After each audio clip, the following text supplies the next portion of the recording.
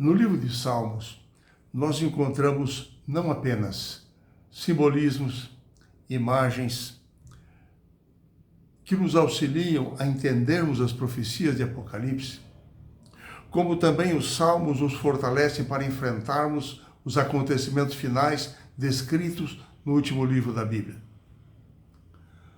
Por outro lado, quando nós estudamos o livro de Apocalipse, nós percebemos que mais que um conjunto de bestas, poderes em conflito, o Apocalipse nos apresenta mensagens de esperança com a vitória final de Cristo no grande conflito contra o pecado, contra Satanás. Os Salmos nos ajudam na nossa experiência de salvação porque eles abordam as emoções humanas ao se depararem com os grandes conflitos, com as grandes lutas em termos de pecado e salvação. Quando nós estudamos os Salmos, nós percebemos que há uma grande correlação entre as imagens apresentadas no Apocalipse e aquelas preditas nos Salmos e ali prefiguradas. Na visão dos glorificados junto ao trono de Deus, quando João olhou para a segunda vinda de Jesus, após a segunda vinda, João viu os justos salvos junto ao trono de Deus. E lhe foi dito: estes são os que vêm da grande tribulação. Os acontecimentos finais da história humana, de acordo com o Apocalipse, produziram medo, angústia, dor e sofrimento na face da terra. Uma grande tribulação para a humanidade. Quando Jesus falava da sua segunda vinda, ele falava de uma grande tribulação que haveria. Jesus disse que as pessoas desmaiariam de angústia. João destaca que todos os montes e ilhas serão movidos antes do seu lugar, antes da vinda de Jesus. É impressionante como no Salmo 46 encontramos uma extraordinária mensagem de esperança, que nos faz uma ligação com o Apocalipse. Salmos 46 diz: Deus é nosso refúgio e fortaleza, socorro bem presente nas tribulações.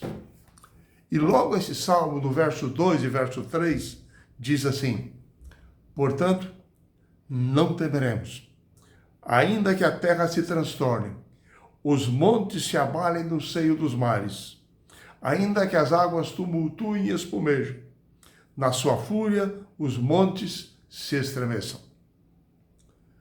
O salmo está repleto de esperança e de promessas.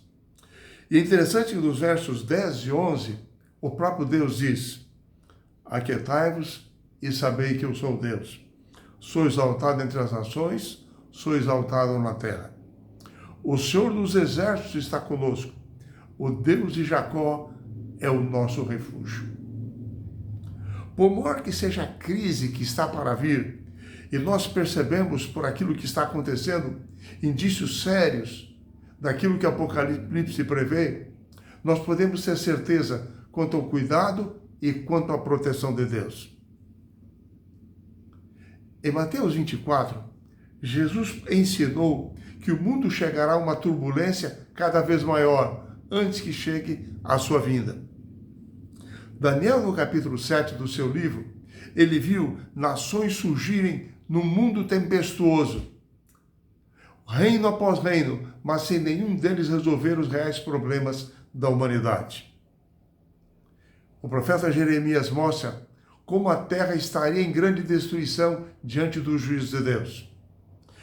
E Apocalipse nos mostra como a terra será afetada pelos eventos finais da história e pelas últimas pragas. Mas os Salmos apresentam uma esperança em meio à tribulação.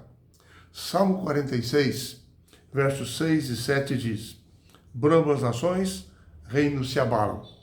Ele faz ouvir a sua voz e a terra se dissolve. O Senhor dos exércitos está conosco. O Deus de Jacó é o nosso refúgio. Deus está no controle de todas as coisas. E Deus cumprirá suas promessas, afinal.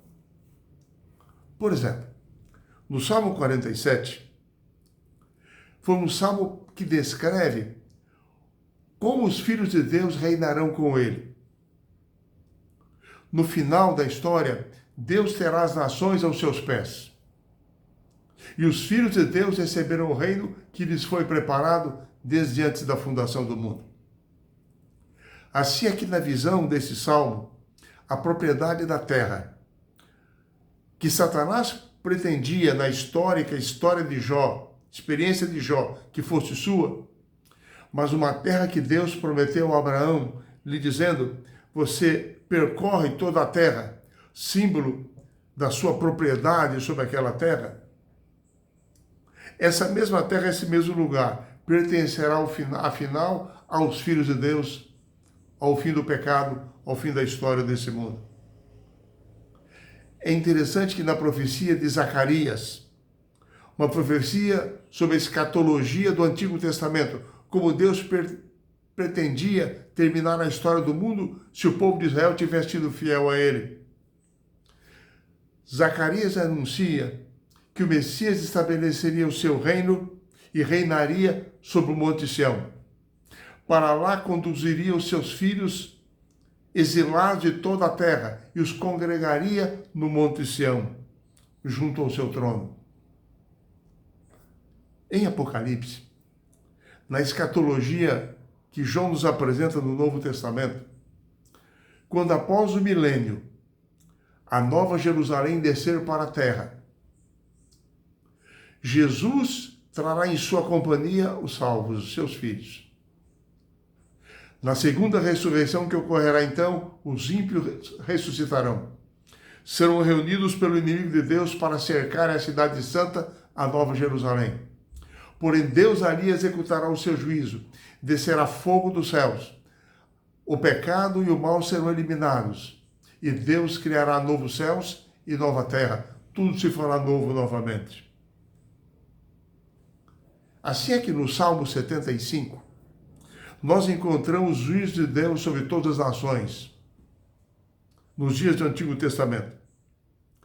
Então, nós vemos, por exemplo, que os justos estariam dentro da cidade de Deus com o Messias, vendo os ímpios cercarem a cidade, sendo julgados, destruídos pelo Senhor.